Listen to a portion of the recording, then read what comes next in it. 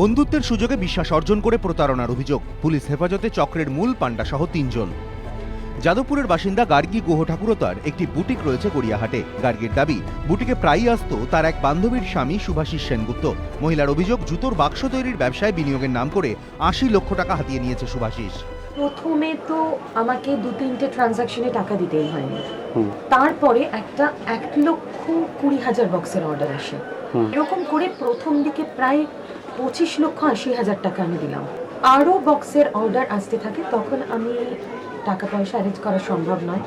আমি বলছি প্রথমগুলো যাতে ক্লিয়ার হয় সেটার জন্য, কিন্তু এখানে থেকেই ট্রিক্সটা ওদের শুরু হলো।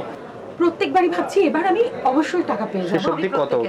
শেষ অবধি পাই ৮০ লক্ষ টাকা। গড়িয়াহাট থানায় অভিযোগ দায়ের করেন মহিলা। তদন্ত নেমে পুলিশ জানতে পারে শুভাশিস ও তার সঙ্গীদের বিরুদ্ধে কোটি কোটি টাকা প্রতারণার অভিযোগ রয়েছে এবং বর্তমানে সে সঙ্গীদের সঙ্গে জেলবন্দি। এরপর নতুন এই মামলায় শুভাশিস সহ ২ জনকে হেফাজতে নেয় পুলিশ এবং অপর আরেক অভিযুক্তকে গ্রেফতার করা হয়। পুলিশের দাবি, বিশ্বাস অর্জন করে এভাবেই প্রতারণা করত ধৃতরা। পার্থপ্রতিম ঘোষ, এবিপি আনন্দ, কলকাতা।